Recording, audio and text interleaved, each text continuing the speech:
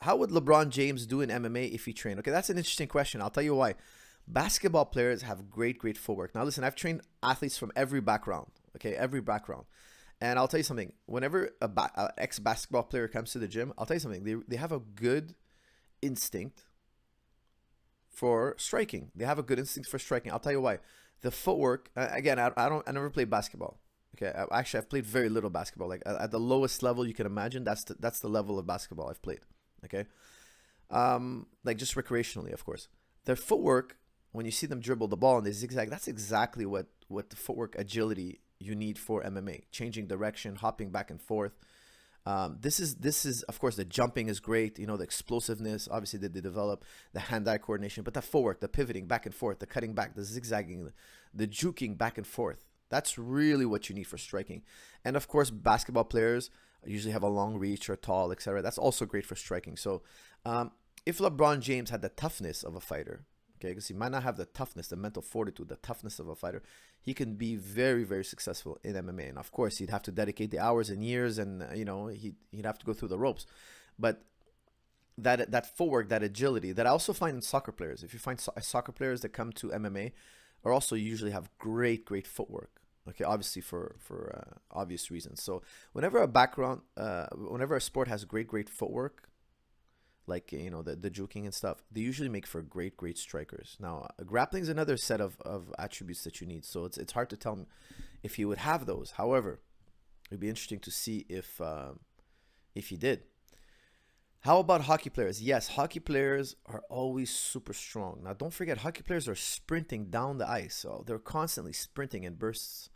And the skating is a plyometric. Skating is an excellent low-impact plyometric. Skating is an excellent low-impact plyometric. And in my experience, hockey players make tremendous MMA fighters. Excellent MMA fighters. George St. Pierre was a hockey player. Rory McDonald was a hockey player. Countless. A lot of the guys from Canada. A lot of, you know, hockey's obviously huge in Canada. I don't have to tell you guys, okay? There's not a more popular sport in Canada than hockey, okay?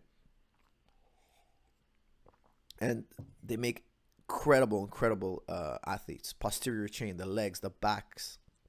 Of course, when they take in those slap shots, you know, the core, the explosiveness. It's a brilliant sport. It's a brilliant sport. They're always great athletes. I've never met a hockey player that I trained with that I felt, oh, he was weak, he's physically not fit. No. They're all incredibly strong.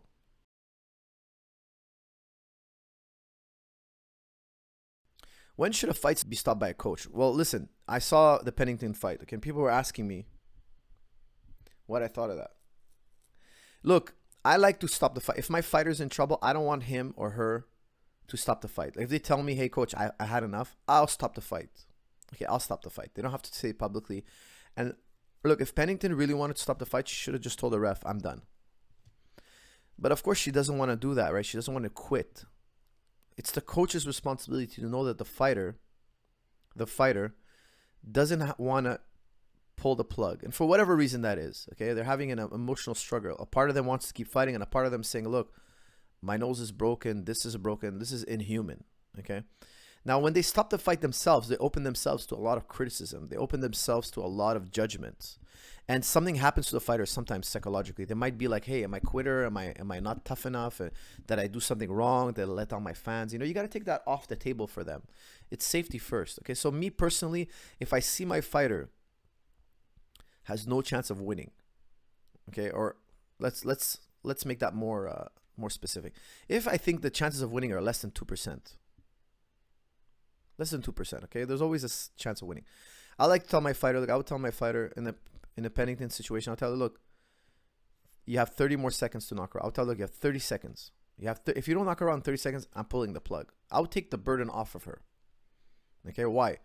Because I'll tell you why I wouldn't pull the plug right away. Because when you pull the plug right away, the fighter later in the locker room is going to be like, coach, why did you let me pull the plug?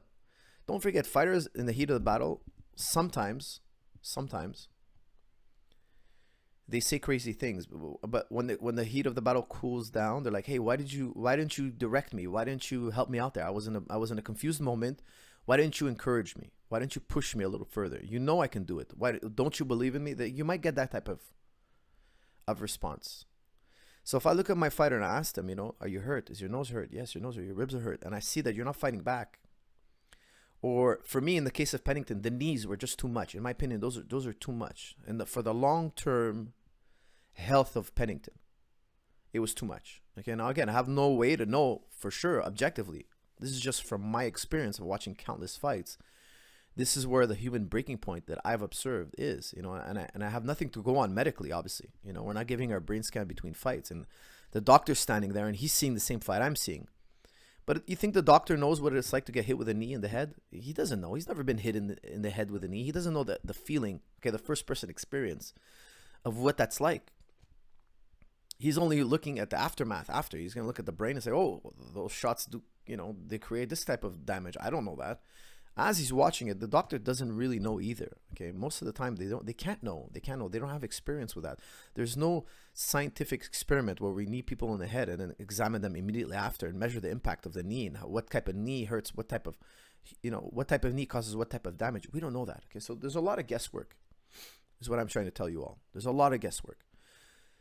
I would have told her, look, go in there, you got 30 seconds. Show me that you're fighting back. Show me that you're winning. You have 30 seconds to show me something good is going to happen on your end. If not, I'm throwing the towel. I'm going to wave it off. And I've done this in the past, and it happens. But you got to put the fighter's safety first.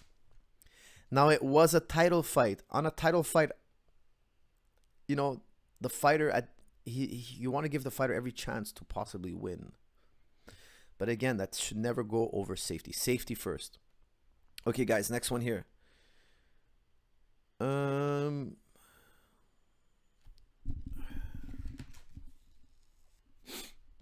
Was her coach wrong? Look, her coach told her, look, go in there, don't give up, go in there, don't give up. Was he wrong? Ultimately, yes. Ultimately, yes, yeah. There should have been a compromise, I think. But she started taking some nasty knees. Okay. She started taking some. I think he should have stopped it after 30. I can't remember the time, but when she started losing again, like when she went out there in the 5th round and she started getting hit, he should have waved it off immediately. And the fact that she's getting kneed over and over again, for me, again, there was more than just knees being thrown, obviously, but for me, the knees, I feel personally, in my experience, those were too damaging, really too damaging, like scary damaging, okay? Maybe her coach doesn't know. Maybe he's a wrestling coach. He doesn't know what it's like to get kneed in the head like that, but that is really too much, okay? So I think he should have stopped the fight at that point.